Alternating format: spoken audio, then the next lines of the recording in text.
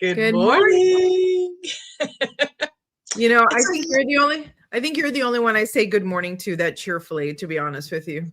ah, Because around my house, it's morning, morning. Everybody's tired. aw, But I will tell you, the other day I had a sound bath and I slept like a baby. I mm, woke up the next morning feeling like I was done sleeping. And even though I usually sleep really well, rarely do I feel like, oh, I'm done. I feel good. So points again to sound bath and rest and restoration. yeah. So exciting, exciting. You have your first Murphy, North Carolina sound bath. I do. It's tonight. I am so excited. Get to see how the space, feels with people in it and get to bang on all the instruments. Well, no banging, but I don't like jarring sound baths. I like soft sound baths. But I'll tell you one thing I didn't think about coming up here was I have to get there early enough to let my drum warm up because Oh, it's yeah. cold and so it's super tight. So I have to crank up the heat, let the drum like get to the right looseness, you know what I mean? So it sounds right. Oh, Yeah. me as a non-sound bath person, I did not know. And that, so when we have sweat lodge here, people that bring their drums, they line their drums up by the fire.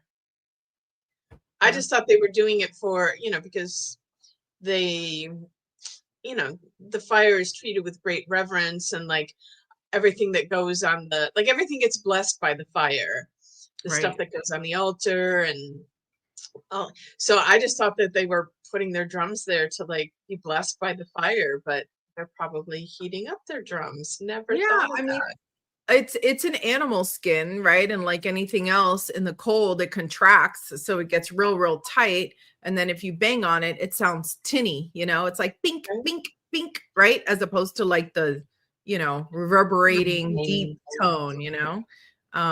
So yeah, that'll be an experiment. If I can't get it to the exact sound I want, I won't use it. But it's definitely something that I've been experimenting with.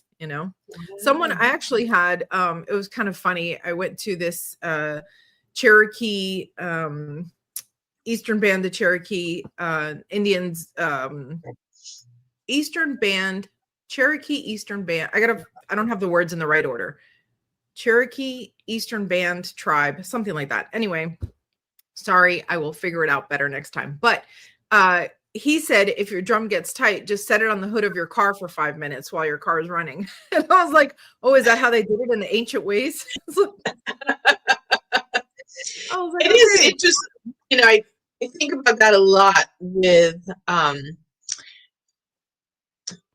as we keep these traditions in, and I understand that like much of it, we do want to respect the ancient ways, but we are also living in modern times. And so there's things that, they were important then, but they aren't important now. And so we get to be flexible and weave. And, when um, some of the rigidity sometimes about ancient ways, I'm like, is that really important, or you just creating problems for like I don't even know how to Yeah. put it right into the words, but there's certain things that yes are really important, and certain things like let's be free, let's evolve. Yeah. It's interesting because I understand how in any culture you want to and need to preserve the culture, hang on to particular ways of doing things, right? And also there are things that have made life easier. Better, I don't know, but easier, yes, right? So like the dishwasher or the washing machine, right? Like I'm super grateful for it. I'm glad I don't have to go down to the river and hit my clothes against rocks. But then also, if I did, I'd probably be a lot healthier. And also, I wouldn't be able to pay my mortgage because I'd be banging my clothes against rocks against the river. So, I don't know. It's really interesting, you know. It's really worth a conversation. But what I'll say is that I think there's no wrong and no right as long as you are doing everything in a, you know, respectful way. Do what works for you. You know, every culture does something different. So there's no one true way of doing things, right? I mean, if you're on this side of the continental divide, you do it one way, and on the other side, you do it the other way, you know, tomato, tomato. So, anywho, I'm going to share my new mug I was gifted. What does it It's say? Because it's not really. It says, support your local witches. Ah, Somebody gave me that. yes. Which, you know, for those freaking out, I think witches is just a nice word for, you know, herbalists, you know. Well, and Witches get such a bad rap, right? yeah, they get such a bad rap, and there's so much more depth to it than what people, you know, we've got in our mind, like the Halloween witch, you know, and the scary witch, and um, you know, like Wiccan is a religion, and it's a very like earth magic. Um, I laugh because I do have a lot of friends who are practitioners of the Wiccan ways, and a lot of them call me a witch, but I'm like, I did that in other lifetimes. Like, I don't. I'm also very like anti-label in this lifetime. Like, let's drop Totally. all the labels. Like, we're all one. We're all the same. And yes, I carry a lot of the beliefs that Wiccans do, and I practice some of the things that Wiccans practice, but I don't label myself as that. But I fully support all of the witches out there. Totally. Totally. I love it. So what do we got on the burner for today? Today's talking about embracing stillness in a busy world. And I have to say, like, for the most part, I I view my life as so much simpler because I don't have children. Like, that puts a whole different level of everything in the mix. Um, but I think like when I'm doing things that I love, it doesn't feel like busy. Hmm. I can be doing a lot of things and not label it as busy. I tend to pull out the word busy when I am getting a little bit overwhelmed and it's getting into a space of too much. Um, but I can be very active and have a very full schedule and not feel busy. Yeah. I think there's an emptiness in the word busy. Um, like Mm, I have lots of things to do, but none of them make me happy. That's how I interpret the word busy. Um, mhm. as opposed to, like you said, you know, active, flourishing, excited, you know, jam-packed schedule full of things I love to do. You wouldn't call that busy, you know. At least for me anyway. And when I think of busy, I think of traffic in South Florida. That's my that's my PTSD. You know, all these Right. people rushing around trying to get to nowhere for nothing, to do something they don't want to do, to, you know, round out the life that they don't even like, you know. And I put myself in that category. I mean, I spent years doing stuff I did not want to do because I thought it was things that I had to do. And, you know, in during that time frame when I was living like that, the way that I embraced stillness was trying to be as present as I could be. So like I'm always stressed in traffic. That's one hurdle I have not overcome yet.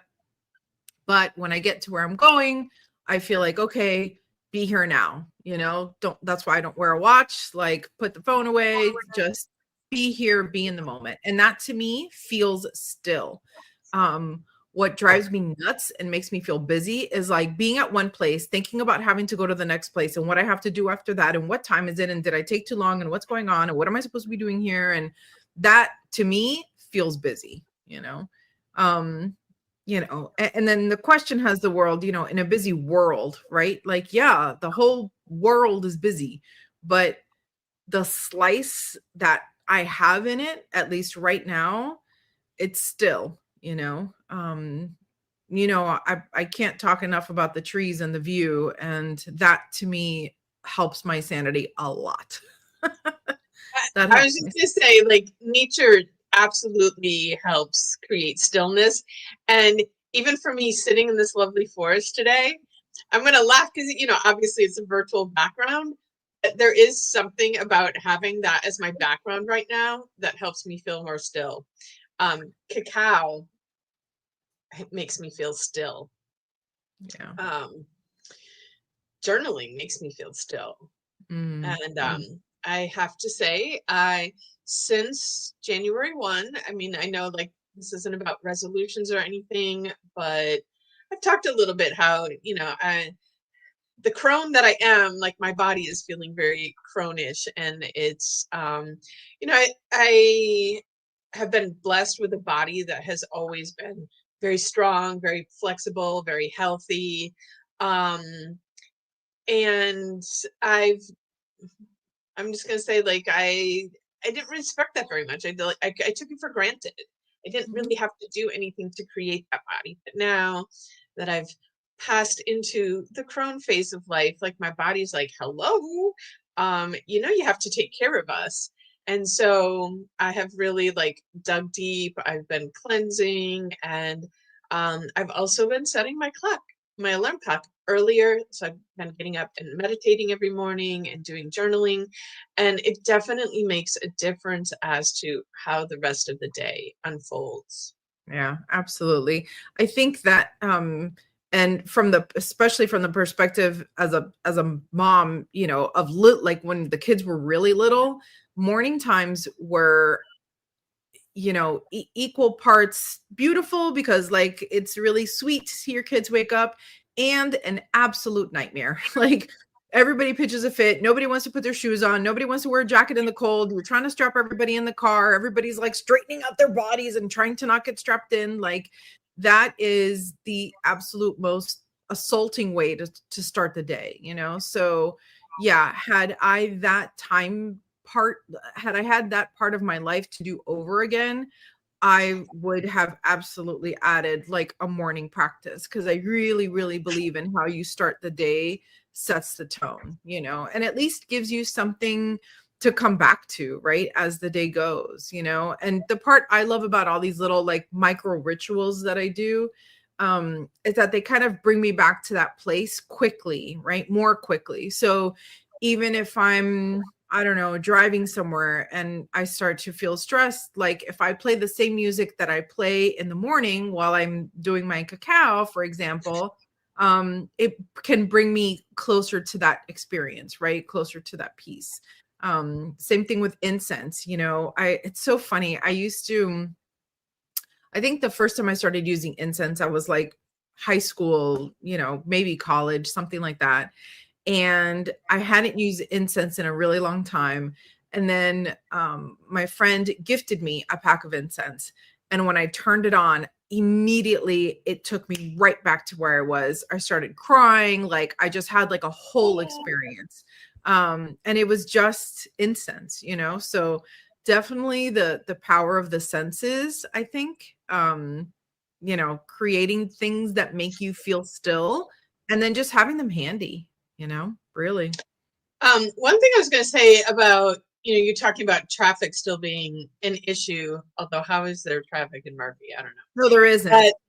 There isn't. But one thing that I notice, I listen to audiobooks, podcasts, that kind of stuff when I'm in my car. And I notice with that, like, obviously, like I'm paying attention and I'm driving safely and everything, but what's happening outside of my car matters so much less because I'm being entertained or educated or transported in the story, in the lessons and whatever. And so I find that like I, I used to always only listen to music in the car, but once I made the switch, like uh driving is like whatever, like because Yeah. I'm doing something that feels really good while I'm driving, which is something that I don't particularly enjoy. you know I I'm not afraid to drive. I don't like just, but having someone to tell me a story is much Well, easier. I am thoroughly impressed, because if I were to try an audiobook, first of all, my eyes need to be in sync with what I'm hearing, because if not, I will drive right off the road. Like, it doesn't, I can't, I would have to rewind that chapter 100 times. Like, it Mm. doesn't, even when I listen to a podcast, like, I sit at my desk and I have something to look at so that I can like focus on the podcast, because if not, they're talking and I'm like wondering, like, oh, so then on Tuesday, if I leave at 4 o'clock, then I'll get, and I'll be like, oh, wait, shit, they're talking. What was it? What was he saying? And I'll have to go back again, especially if they talk slow. That's something that I learned from an ADHD coach. Yes, take that speed button on anything that's on YouTube, and I put it like at 1.5. It's so much better. It's so funny because like I don't feel like we're talking slow, but even when I listen back to our own podcast, I'm like, oh my God. I speed us up too. And anytime I'm listening to something at normal speed now, I'm like, why are they talking so slow? Yeah. I did a one of the courses that we took. The instructor speaks very intentionally and very slowly, and I only listened to her like at double the speed. Like, I have Exactly. no idea what she sounds like in real life, but I do know what she sounds like as a cartoon character. Very smart, just fast. Let's go. I know exactly who you're talking about, and I do the same thing. It's Yeah. funny. Last week I was listening to something where the host would speak at one speed and the guest would speak at another speed, and I'm like, to be as fast as I wanted to listen to the host, but then the guest would be like, and I was like, I can't listen that fast. Like, my brain can't compute. But Too much, too much. It's also crazy. So remember how we used to ask people for, I'm just going to switch lanes here. See, ADD. We used to do library, tell us a book to go into our library. So it's been a long time since a guest has given us a book. But I wanted to show you that I started reading this one. Rebecca Campbell's Light is the New Black. It's on the list, and I just cracked it open the other day. You read it already? oh yeah, Yeah. forever. You have time. You have time. You have time and mental bandwidth, apparently, because you can drive and listen to a podcast. So, what do you got there? How do I? Oh, the service berry. The service berry. I read this in a day. Like it was so like I couldn't stop. Like I have to say that Robin Wall Kimmerer has like her way of writing is just so easy and pleasant to read. Like talk about creating stillness. Like reading her words feels like stillness. I haven't read, is it Collecting Moss or something like Gathering that? Moss. Gathering Moss. Have you read that? Yeah, I have it. Yeah. It is her words are so lyrical, so intentional. Reading her books, it's like eating chocolate cake. Like, it is such a delight, and it's almost poetic the way that she writes, but it's not like poetry. You have to like read it, feel it, interpret it. What does it mean to you? Da, da, da. This is not like that. It's just lyrical. I think is the best term I can come up with for the way that she writes. She wraps you into it. She makes you feel what you should be feeling when you talk about nature. More and more her messages are, I think, even more and more important. But yeah, that's a wonderful book. So yeah, like if you're out there listening and you're reading something really good right now that you think we should check out, please put it in the comments. We're always looking for new good books to read. Good morning, Tracy Samples. Good I morning. I want to give a huge shout out to Tracy. As part of my, like, it's time for me to take better care of me.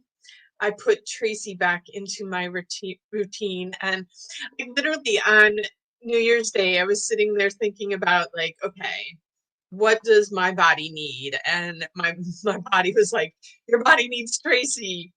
And because it's always interesting, like when you are the person that helps heal other people's bodies, the question is always who helps you heal your bodies. And Tracy is one of those rock stars that, and life did get crazy with, the ministry and all the stuff that we're adding in. And I was doing some other things, also kind of tapping into how can I heal myself. And I just,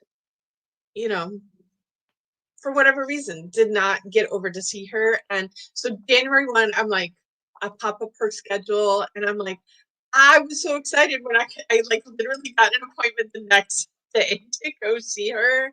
And my body is so grateful that I went and did that, because I'm gonna make it a regular thing. Like at least once a month, I'm gonna go see her because it There makes a you go. difference. There you go. And since we're talking on Tracy this morning, I will tell you that last night I was don't laugh at me, but I love doing like little hand massages on my boyfriend and stuff. So I was putting lotion on his hands. He works very hard. They were very dry.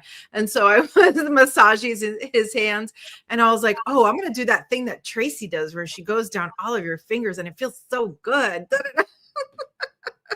And my partner is a huge Tracy fan. Like when Tracy moved to a different town, he would literally swing by her town and get a massage. And then he'd call me from there going, "Oh, I'm at Tracy's, you're not here." So yeah. Thank you, Tracy.